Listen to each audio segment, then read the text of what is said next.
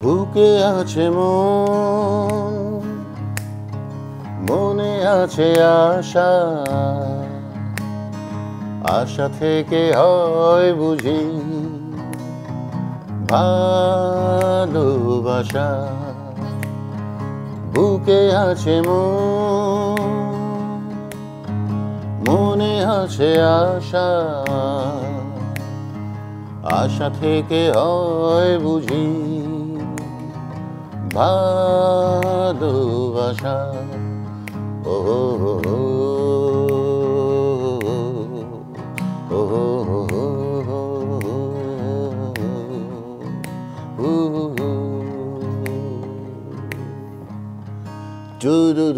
এটা একটু আলম চাচার সাথে যোগ করে দিয়েছি। থ্যাংক ইউ এই সুরটা কার আলম চাচার না কিন্তু শুধু আমারও। সুপ্রিয় দর্শক, আপনাদের সবাইকে সাদর আমন্ত্রণ জানাচ্ছি আমাদের আজকের ফ্রেশ প্রিমিয়ামটি তারকাকথনের আয়োজনে। এবং আজ 22শে অক্টোবর, আজকে একটি বিশেষ দিন, কারণ আজকের দিনে পৃথিবীতে এসেছিলেন একজন গুণী মানুষ এবং আজ তার জন্মতিথি। এবং তিনি বাংলাদেশের প্রখ্যাত সঙ্গীত ব্যক্তিত্ব, গীতিকার, সুরকার, সঙ্গীত পরিচালক এবং অসংখ্য কালজয়ী গানের স্রষ্টা শ্রদ্ধেয় Alam Khan.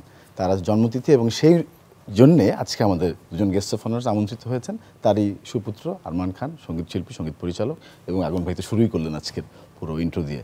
Welcome to the studio ভাইয়া দুজনকেই। Thank you. আরমান ভাই কেমন আছেন? আলহামদুলিল্লাহ ভালো আছি। আগুন ভাই তো ভালোই আছেন নিশ্চয়ই, সবসময়কার মতোই। আমি একটু শুরুতে আজকে আগুন ভাইকে দিয়ে একটু শুরু করি, যে কিভাবে আজকের দিনে স্যারকে আমরা স্মরণ করবো। আসলে আপনি কিভাবে স্মরণ করবেন শ্রদ্ধেয় আলম খানকে? উনাকে স্মরণ করা তো আমার সেলিব্রেট করব আসলে আমরা আজকে তার জন্মদিন সেলিব্রেট না না না, আমার লাইনটা অন্যরকম। উনাকে স্মরণ করার, উনি আমার সাথে আছেই সবসময়। আচ্ছা, প্রত্যেকটা শোতে উনার মেমোরি এইগুলি, উনি তো আমার ব্যাকআপ ফিল্মে, মানে উনি আমাকে তো প্রথম আনলেন। সেই গল্পটাই শুনি না আজকে, যদি আরেকবার শুনতে চাই নতুন করে। আরে হোয়াট আ বিউটিফুল মেমোরি। একদিন বাসায় ফোন করেছেন আলম চাচা আম্মাকে, ফোন করে বললেন যে ভাবি আপনার পোলাটারে এবার আমাদের দিয়ে দেন। ইস, হোয়াট অ্যান অ্যাপ্রোচ। আমার তখন 21 বছর বয়স। এটা আমাকে তো জিজ্ঞেস না করলেও হয়তো। তখন আপনার যে বাংলা মাইন টেনশন গানটা টেলিভিশনে সাডেন রিলিজ হয়ে গেছে, এটা রক্ত ভেজাল অ্যালবামে। রক্ত ভেজাল। তো বললেন উনি যে ভাবি আপনার পোলাটারে আমাদের দিয়ে দেন। আম্মা বলেছে তো আপনাদের ছেলে নিয়ে যান। তারপরে আমার সাথে ফোনে, কি খবর চাচা, কেমন আছো? খুব সুন্দর, আমরা পরিচিত জন্ম থেকেই, তাকে জানি, চিনি। ফিল্মে গান গাইবা?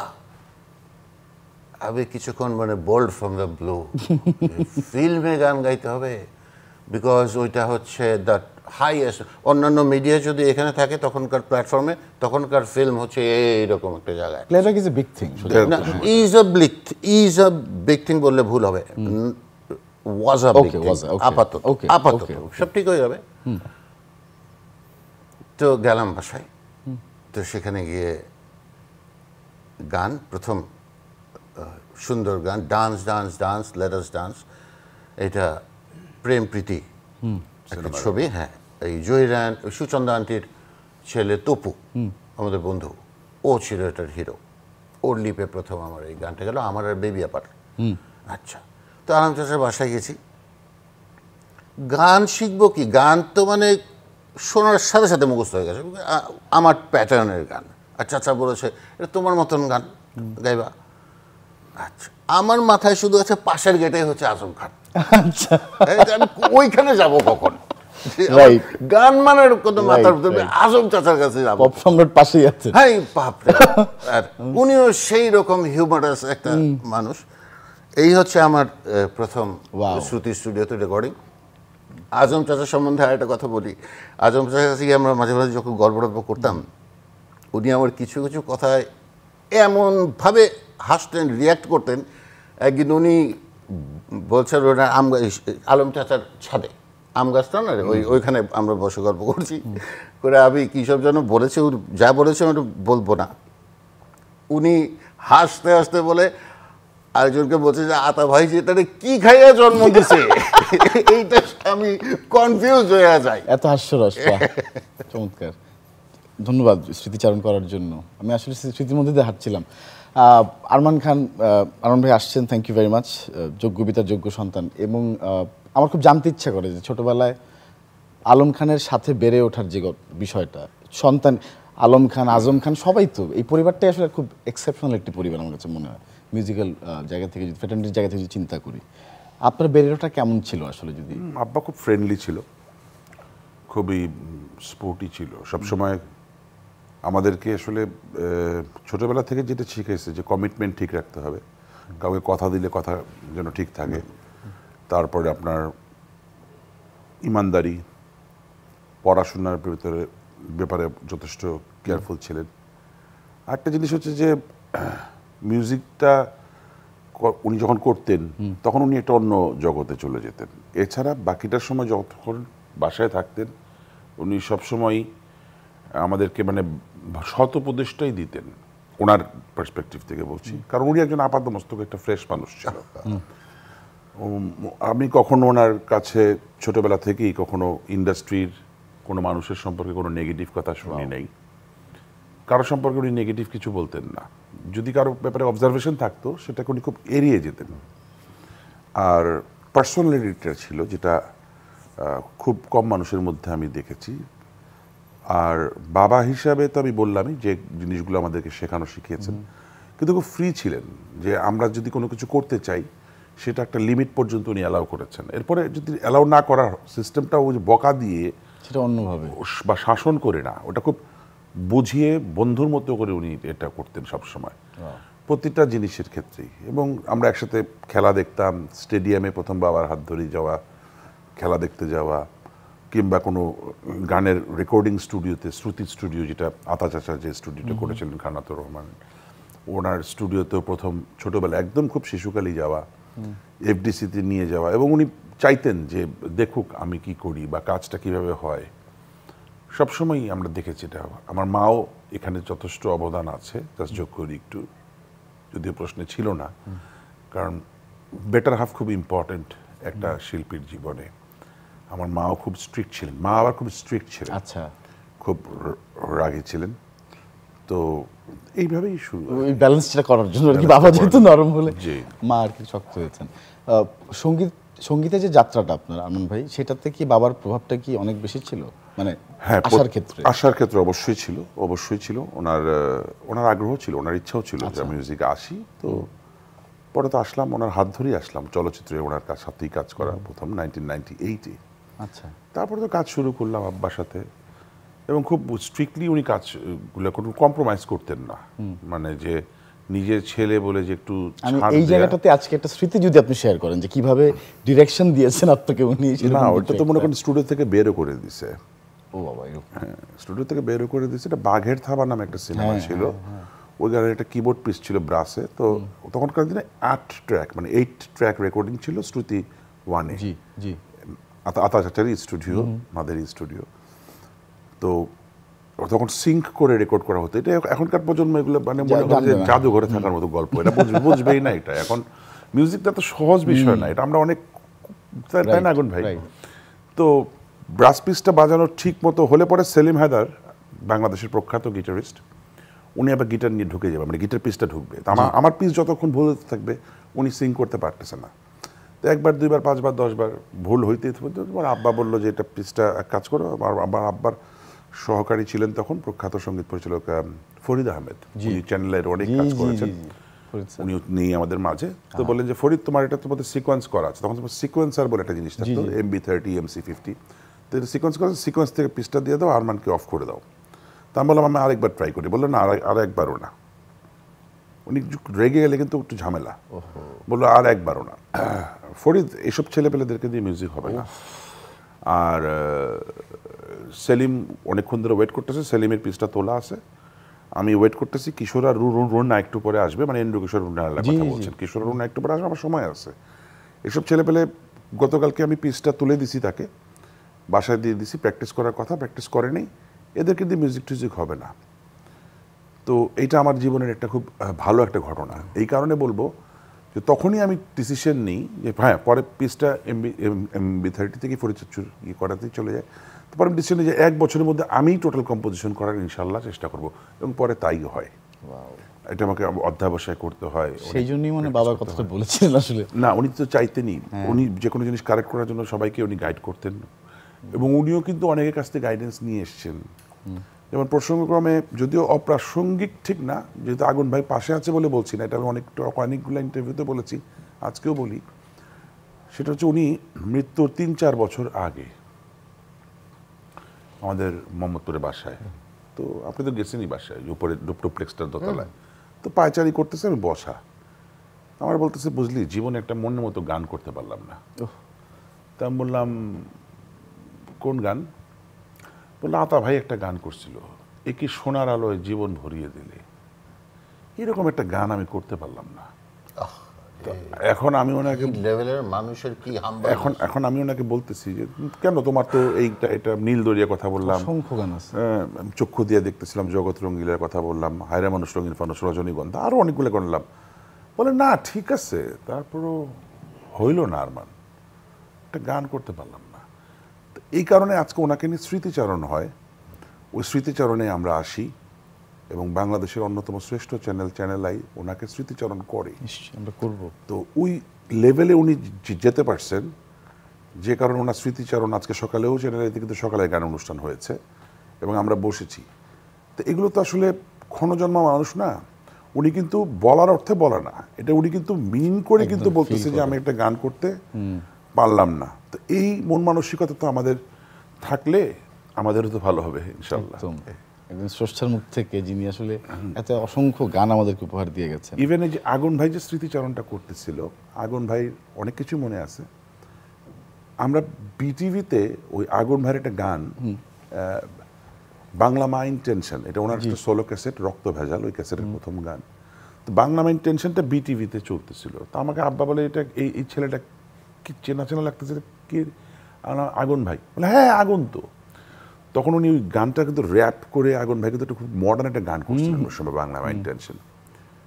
তা আব্বা বললো যে ওতে গান গাওয়ান দরকার তো, এবং আমি আব্বাকে প্রচন্ড ইনফ্লুয়েন্স করছি যে ওনাকে গাওয়ানো হোক, আমরা তোমার ফিল্মে গান করাও ওনাকে দিয়ে। তো পর আব্বা তো আগুন ভাইকে ছোটবেলা থেকেই চেনে, বা আগুন ভাইও ছোটবেলা থেকেই চেনে, তো খুব ইনফ্লুয়েন্স করলাম আব্বাকে। আগুন ভাই প্রথম আসলো, উনি সামনে বসা আছে, খুব ইমোশনাল স্টোরি, উনি কিন্তু পুরো স্টোরিটা বলে নাই, ওনার মনে আছে বাট উনি ইগনোর করে গেছে। নিজের কথা তো নিজে বলা যায় না, আমি বলি ওনার ছোট ভাই হিসাবে। উনি প্রথম যেদিন গানটা শিখতে এসেছিলেন, dance dance dance latest dance, আমাদের বাসার ড্রয়িং রুম ছিল, মনে করেন এতটুকু বড় একটা জায়গা। তা আব্বা হারমোনিয়ামে, গোপী কাকা তবলা বাজাচ্ছে, আব্বা চেয়ারে বসা, গোপী কাকাও তবলা নিয়ে ওই যে টুলের মধ্যে বসছে, আরও 2-4 জন ও গীতিকার ছিলেন, গীতিকার মনিরুজ্জামান মনির বোধ সম্ভবত মনিরুজ্জামান মনির হতে পারে, উনি বসা। আগুন ভাই এসে কোথায় বসলো জানেন? আগুন ভাই এসে বসলো পাপোশে। পাপোশ বোঝেন? যেখানে পা মোছে, ঘরে ঢোকার যে পাপোশ আছে, ওই রুমে ঢোকার, ড্রয়িং রুমে, উনি পাপোশের মধ্যে ওনার সাথে আয়ুব, চোখে পানি চলে আসছে আমার ভাইয়ের, ওনার সাথে আয়ুব চাচা ছিল। আমি তো বাসা চিনি না, বাসা ছিলেন। আয়ুব চাচা হচ্ছে শ্রুতি রেকর্ডিং স্টুডিওর উনি দায়িত্বে ছিলেন, উনি ম্যানেজারের মতো ছিলেন, যেখানে চোখে পানি আসছে। উনি পাপোশে বসা 1 ঘন্টার উপরে, আব্বা ওনাকে চেয়ারে বসাইতেই পারলো না, উনি পাপোশে এভাবে করে বসে আছে, ওনার পিছে আমি দাঁড়ায় আছি, আমি ওনাকে দেখতেছি। তো যে কারণে আজকে কিন্তু উনি দেখেন একটা জায়গায় আসছে, ওনার যথেষ্ট নাম ডাক আছে, বাংলাদেশের মানুষ ওনাকে চেনে। তো আগুন ভাই ওই জিনিসটা আমাকে আবার শিখেছে, জেনারেশন টু জেনারেশন, কারণ আমরা তো একই জেনারেশন। আমি দেখছি আমার বড় ভাই আমার বাবাকে কিভাবে সম্মান করে। তো এগুলোর যাই হোক, হয়তো খুব অপ্রাসঙ্গিক ভাবে কথা চলে আসলো, আলোচনার বাইরে হয়তো আপনার অনেক প্রশ্ন ছিল, কিন্তু আগুন ভাইয়ের স্মৃতিটা মনে পড়ছে না? উনি ব্ল্যাক কালারের একটা শার্ট, হাফাতা, আর ব্ল্যাক একটা জিন্স, একদম সব। হ্যাঁ, উনি এসে ওখানে বসে রইল। তারপরে উনি আব্বার চলচ্চিত্রে অনেক গান গাইছেন, সেটা উনি ভালো জানেন, উনি ভালো বলবেন। আমরা দেখছি, তখন মনে হইলো যে এভাবেই বোধহয়, যেমন আমার বাবাকে দেখছি, খানাতুর রহমানকে, মানে আতা ভাই বলতেন আব্বা, জি, কিভাবে সম্মান করছেন, বড় ভাইয়ের মতন সম্মান করতেন, সেই সম্মানটাও আমরা দেখছি। যে আতা চাচা যখন আমাদের বাসায় আসতেন, আমি ওনার বাবার কথা বলছি, এবং আমার মাকে বৌমা ডাকতেন, আমার মাকে, আব্বাকে ছোট ভাইয়ের মতন দেখতেন, তো এই যে বাসা, এই এনভায়রনমেন্টটা, এটা এখন খুবই বিরল। বিরল বলেই উনি প্রথমেই বললেন ওই যে ইজ আর ওয়াজের কথা। ইট ওয়াজ তুই তো দারুণ লাইন রে। এই ইজ আর ওয়াজের শব্দটা যে, এবং আগুন ভাই সবসময় ইন্সপায়ার করেন সবাইকে, ছোটদেরকে মনে হয় কারণ উনি ইন্সপায়ার করেন, কারণ উনি শিখছেন ইন্সপায়ারেশন কেমনে করতে হয়।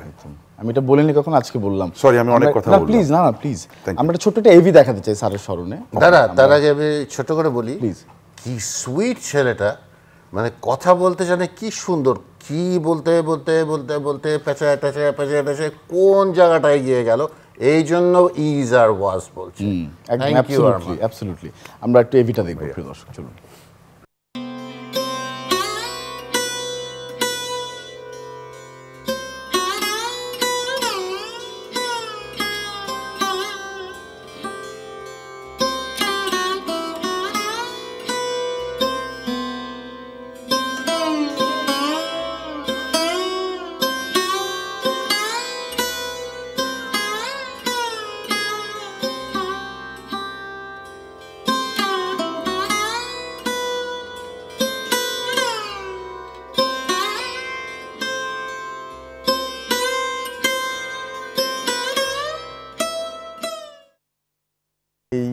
এটার মধ্যে অনেক গুণীজনকে আরো দেখতে পাচ্ছি তার সঙ্গে, অনেককে আমরা হারিয়েছি, কিন্তু তারপর তাদের কাজের ভিতর দিয়ে তাদের সৃষ্টির মধ্যে তারা বেঁচে আছেন, এখন বেঁচে থাকবেন। এবং স্যারের গানগুলোর কথা যখন বলছিলেন ভাইয়া, কয়েকটা বললেন যে ওরে নীল দরিয়া, কত প্রজন্মে যে যাবে এটা আমি আসলে বলতে পারবো না, মানে এইভাবে না, এই গান বাদ দিয়ে আসলে এটা চলতে থাকবে। এটা কাল কিছু কিছু আমার গান আছে যেগুলো কালজয়ী। হ্যাঁ, দ্যাটস ইট, একদম।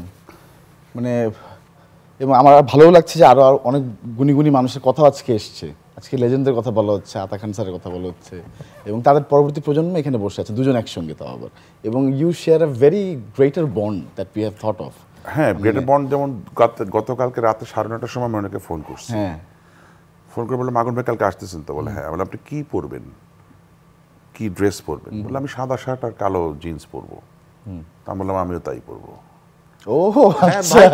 এখন আমি তো বলতে পারতাম যে না, আপনি অন্য কালার পরেন, আমার বাবার অনুষ্ঠান, কিংবা আমার কিন্তু একটা মাইন্ডসেট অন্য কিছু ছিল, আমি অন্য একটা ড্রেস পরবো। ভাই যেহেতু এইভাবে আসবে, আমি এটাই ফলো করছি। ভাই এখানে আসার আগে আমি এখানে আগে আসছি, উনি এখানে আসার আগে। তো উনিও আসার আগে ফোন করে ব্যাক অফ দ্য স্ক্রিনে এই প্রোগ্রামের প্রোডিউসারকে বলছে যে উনি এসে একটা কিছু খাবেন। উনি ওটা 2টা অর্ডার করছেন, মানে একটা আমার জন্য, একটা ওনার জন্য।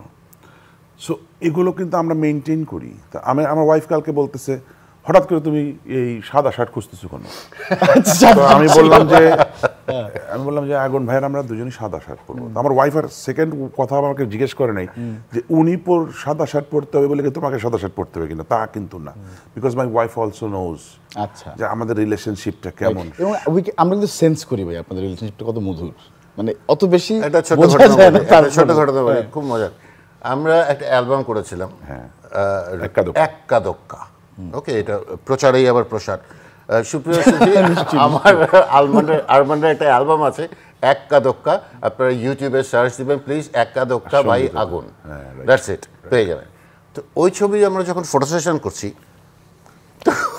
আমি তো নর্মালি এসে আরমান আয় বসলো, সুন্দর আমরা দুই ভাই ছবি তুললাম, ছবি ওইটাই ছবি, সিলেক্টেড ছবি। আচ্ছা, তো সব সিলেকশন টিলেকশন পরে আরমান আমাকে বলে, আগুন ভাই আপনি জানেন আমি আজ পর্যন্ত কাউরে আমার গায়ে হাত দিতে চাই না।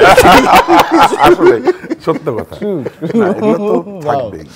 এবং আমি I just want to add যে যারা এই প্রজন্মের যারা দেখছেন এই মুহূর্তে, এই যে ব্রাদারহুডের যে ব্যাপারটা আউট অফ দ্য ফ্যামিলি, মানে নন ব্লাডেড রিলেশনশিপের মধ্যে, এটা আমাদের আপনার কাছ থেকে শেখা উচিত আসলে আজকে। এবং আমি চাই যে আপনারা এটা বেশি প্রমোট করেন, মানে দেখানোর তো প্রয়োজন পড়ে না নিশ্চয়ই, আমরা যারা কাছে থাকি তারা বুঝতে পারি আসলে, উই ক্যান ফিল ইট যখন আমরা থাকি যে কি পরিমাণ সম্মান বোধ। এবং আগুন ভাই বলছিলেন যে, আমি যখন আগুন ভাইকে জিজ্ঞেস করছিলাম গ্রিন রুমে, যে আগুন ভাইকে বললাম যে কি বলবো আজকে, কি টাচ করবো, আরমান সব জানে, আরমান আসলে বলতে পারবে, সো এইরকম আর কি। So it is. এবং আলম খান এবং খানাতার জীবন শুরু হয়েছিল মনে হয় স্কুল থেকে, কি আমি যদি ভুল না করি? না না না না, আব্বার আলম চাচার তো প্রথমে মিউজিশিয়ান ছিলেন, তারপরে উনি অ্যাসিস্ট করা শুরু করলেন, আব্বার সাথেও উনি অ্যাসিস্ট করেছেন, তারপরে গিয়ে উনি ওই ফিল্মে উনি ওনার মতন যাত্রা শুরু করলেন। এবং ওনারা তো অনেকগুলো টেকনোলজির ধাপ পেরিয়ে এসেছেন মিউজিক্যালি স্পিকিং, এবং আপনারা তো দেখেছেন ভাইয়া এই পর্যন্ত অনেকগুলো এভলিউশন হয়েছে, ক্যাসেট থেকে এলপি থেকে শুরু করে এখন প্ল্যাটফর্মস বাতাসে। মানে আপনি দুজনের বাবাও বিখ্যাত মানুষ ছিলেন সঙ্গীতের ক্ষেত্রে, তাদের অনেক অবদান রয়েছে, তাদের অনেক গান রয়েছে কালজয়ী। এই গানগুলোকে আর্কাইভ করার জন্য আমার মনে হয় এই প্রশ্নটা করা সবচেয়ে অ্যাপ্রোপ্রিয়েট মোমেন্ট হচ্ছে এইটি, কিভাবে আর্কাইভ করতে পারবেন বা করতে চাইছেন। ওটা হয়ে গেছে, ওর দ্বারা ডান, এটা নতুন কোনো ইয়ে না। আমরা করি, আমাদের এটা দিতে হবে, লিংকটা দিতে হবে। হ্যাঁ, আমাদের বাবার ইউটিউব চ্যানেল, ফেসবুক পেজ দুটি করেছি আমরা, মেলোডি কিং আলম খান নামে। ওখানে আমরা করছি, ওনার সৃষ্টিগুলোকে রাখা হচ্ছে, সবকিছুই আছে, গানগুলো সব কি পাওয়া যাবে? সব পাওয়া যাবে না, যতগুলো পারছি আমরা করছি। আমার ছোট ভাই আদনান, ও এটাতে যথেষ্ট অ্যাক্টিভ। আচ্ছা, ওই বেসিক্যালি এটা দায়িত্ব নিয়ে নিয়ে খুব করছে। আমরা 2 ভাই 1 বোন, আদনান আর বোন তো ইংল্যান্ডে থাকে, তো আদনান এটা খুব বেশি করে করে আর কি, ওই সব সময় এটা করছে আর কি, চেষ্টা করছি আমরা রাখার যতটা পারি। Thank you very much. আগুন ভাই অনেক স্মৃতি আজকে বলে ফেলেন, এবং আরমান ভাই তো পয়েন্ট টু পয়েন্ট বললেন যে কোন শার্ট পরেছিলেন, সেরকম আচ্ছা মনে পড়ছে এরকম স্মৃতি স্যারের সঙ্গে এই মুহূর্তে? আমার আবছা ফাবছা কোনো কিছু না, পরিষ্কার স্মৃতি পরিষ্কার। আচ্ছা শুনবো। আমার যেরকম মোহাম্মদপুরে বাসায় যাওয়ার পরে পরিষ্কার স্মৃতি টৃতি তো নাই আমার কিছু আসলে। আপনি পরিবারের মতো ছিলেন আসলে, সেখানে যেতেন।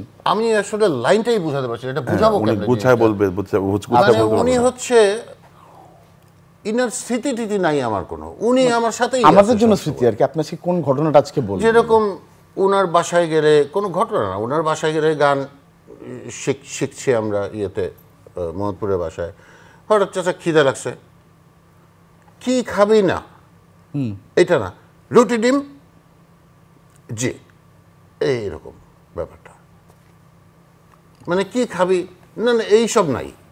তারপরে যেরকম আমি বিদেশ গেলাম, সুইডেন গেলাম, এই চাচার জন্য কি আনবো, এত কিছু চিন্তার কিছু নাই। ওই আমিও রক্ত গরম, ওই বয়সে কি করবো, সিগারেটের কার্টুন।